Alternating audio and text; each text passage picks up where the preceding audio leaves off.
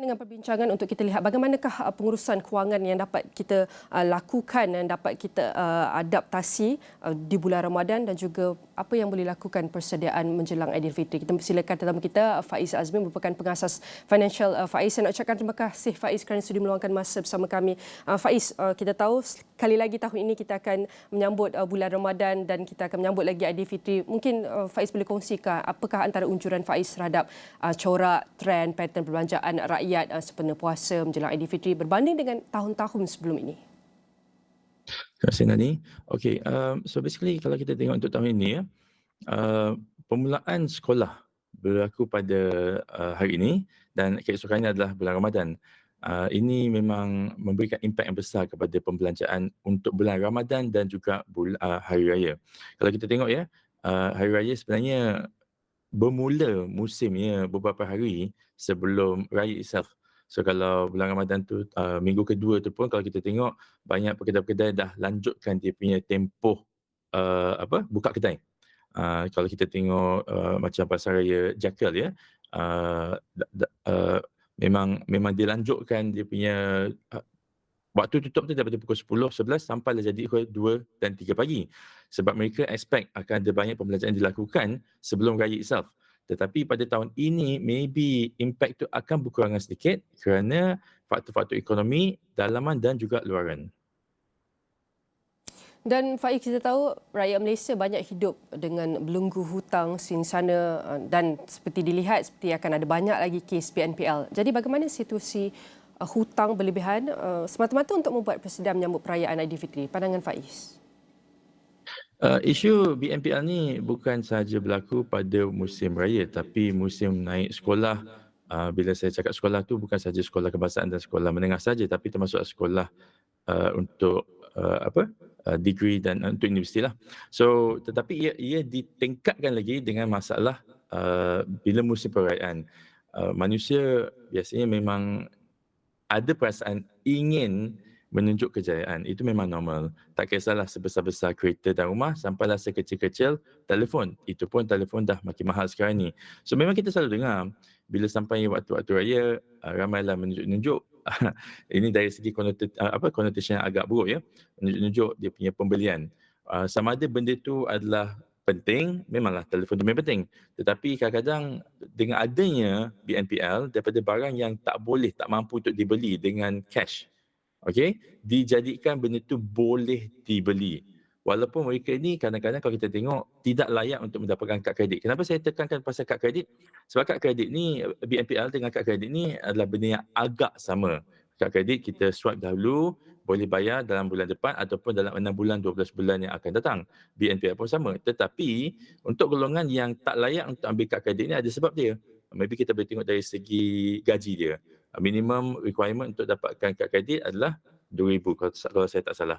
So berjadinya gaji mereka tidak lebih daripada RM2,000 pun tetapi mereka mampu membeli barang yang mereka tak mampu dengan adanya satu lagi sistem dinamakan BNPL. So BNPL ni boleh menjadikan keadaan lebih teruk untuk mereka yang dah dalam keadaan yang agak teruk pun sebenarnya. Dan kalau kita lihat iaitu bulan Ramadan mungkin bukan saja kita lihat makanan-makanan yang banyak tetapi mungkin kita akan fikir kos je. Mungkin harga makanan makin tinggi, baju-baju raya makin tinggi. Memandangkan kenaikan harga barang ini, apakah antara strategi yang boleh diguna oleh pengguna untuk pastikan persiapan Aidilfitri mereka tidak melebihi belanjawan atau bajet yang telah ditetapkan? Sebenarnya kita tak boleh nak salahkan peniaga-peniaga tentang kenaikan harga-harga barang sebab harga-harga kos mereka pun meningkat. Jadi kos yang meningkat ni dipaskan kepada pembeli. Tetapi maknanya mereka tersempit di tengah-tengah. Tapi nasihat saya bukan untuk peniaga lah sebab nasihat saya selalunya kepada pengguna. Memang kita akan nampak duit kita semakin kecil dari tahun ke tahun kalau kita tak ada kenaikan gaji yang lebih daripada kadar inflasi. Itu baru satu. Nombor dua pula, setiap tahun ya, kebiasaan inilah, keperluan perbelanjaan kita pun makin meningkat. Contohnya, kalau tahun lepas tak ada anak, tahun ini ada anak. Kalau tahun lepas anak tak masuk sekolah, tahun ini masuk sekolah. Jadinya benda ni adalah fakta yang kita kena terima ya. Kita tak boleh nak salahkan peniaga. Okey, dah kata tadi peniaga tak salah. Okey, dia nak berniaga tu kena ada margin. So whatever cost yang naik tu dia kena pass pada consumer. Okey. Tapi nak salahkan kerajaan ke, nak salahkan faktor-faktor luar pun tak boleh juga sebab itu adalah luar daripada kuasa kita. Jadinya apa yang kita boleh buat adalah kita boleh buat budgeting. Budgeting ni biasanya saya akan tekankan budgeting 50-30-20, tetapi untuk musim raya ni kita boleh fokus kepada budgeting dari segi sedar akan kemampuan diri sendiri. Contohlah ya, baru ni saya ada buat rakaman untuk satu video di mana bajet yang kita buat untuk raya ni dibahagi kepada 3. Bajet biasa, bajet sederhana dan bajet kiranya bajet tinggilah. So kalau kita tahu kita ni adalah orang biasa, so kita dari segi pemakaian contohnya, baju baru maybe boleh beli, tetapi kalau samping tahun lepas pun dah ada dah cukup. Tak semestinya kita kena sedondon satu keluarga. Kalau ambil baju yang sama colour pun, sama tema dia pun dah cukup baik. Kalau bajet yang tengah-tengah, boleh beli sedondon. Kalau bajet lebih sikit, boleh beli aksesori. Semua benda ni kita perlu tanya diri sendiri ya. Tak boleh nak salahkan orang lain, tak boleh nak salahkan kami, tak boleh salahkan ahli keluarga ke apa. Kita tengok kita mampu tak untuk kurangkan kita perbelanjaan untuk satu-satu benda supaya ya, selepas raya ni kita tak singkir. Mhm. Dan seperti Faiz sendiri cakap, kita tak boleh salahkan mana-mana pihak kerana kita harus teliti apakah antara faktor-faktor yang berattai yang memberi kesan kepada setiap pihak ini juga. Jadi bagaimana pula dengan peniaga usahawan pula, terutama PKS di mereka yang berniaga? Bagaimana mereka menyesuaikan diri dengan perubahan lanskap pengguna ini? Mungkin dikatakan harga makin mahal kerana mereka harus mengikuti margin ini, tetapi kekurangan lagi pengguna. Apakah strategi yang boleh dilakukan terutama oleh peniaga MKS, PKS di waktu bulan Ramadan dan juga Aidilfitri? Okey, strategi tahun-tahun yang sebelum ini maybe boleh dikurangkan. Maknanya kita tak boleh gunakan strategi yang sama setiap tahun di ambang keadaan yang berubah. Maknanya kalau ekonomi dah berubah, kita tahu pengguna kurang ingin keluar contohnya untuk pergi ke kedai. Dia nak membeli barang online. Tak salah ya untuk kita shift, kita berubah daripada penjualan secara tradisional di kedai-kedai ataupun di pasar puasa pun kepada penjualan secara direct, secara online. Maknanya kalau orang nak order tu boleh buat melalui kita tanpa memerlukan orang tengah. Kalau nak pakai orang tengah pun tak salah. Contohnya kita ada P-hailing punya services, Grab dan juga Foodpanda contohnya, yang kita boleh gunakan untuk menjadi network kita. Sebab kalau kita nak jual dalam satu kawasan kecil tu, bolehlah kita hantar sendiri. Tapi kalau kita nak hantar kepada satu kawasan lebih besar, kita terpaksa gunakan network-network ini. So kalau kita tengok ya, peniaga kecilan yang dah adopt sistem-sistem ni, dah terima pakai sistem yang sedia ada, dia boleh kembangkan network dia, dia tak limited kepada satu-satu kawasan yang sedia ada sebelum-sebelum ini. Maybe benda tu boleh dilakukan 10-20 tahun yang lalu. Tak kisahlah kedai ke ataupun pasar bazar Ramadan ke, setiap tahun dia buat benda tu. Tapi kalau dia dah nampak ada impactnya dari segi perubahan lah, tak kisah perubahan yang baik ke, yang buruk ke, dari segi ekonomi, dari segi teknologi, dari tahun ke tahun, tak salah untuk dia be more open untuk adopt semua teknologi ni untuk kembangkan dia punya pasaran.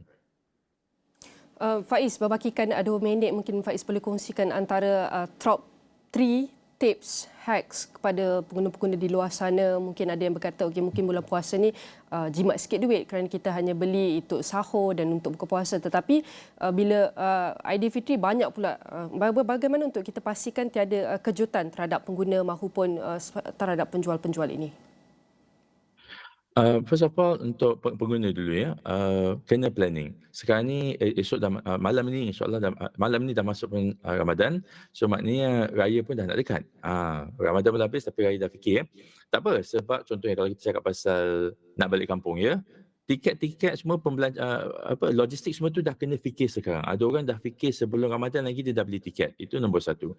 Untuk para peniaga pula, tak salah ya untuk dia bajet dari segi para pembeli tu. Maknanya dia tak perlu go all out sangat kalau dia tahu some products tu tak akan berjaya dijual. Contohlah ya, kadang-kadang kalau kita pergi pasar puasa, biasanya dulu kita nak beli semua benda. Tapi dengan keadaan ekonomi sekarang ni, ada je pengguna yang kata nak beli essential saja. So, dia boleh fokus kepada barang-barang makanan yang essential. Nombor 3 pula, budgeting tu memang amat penting.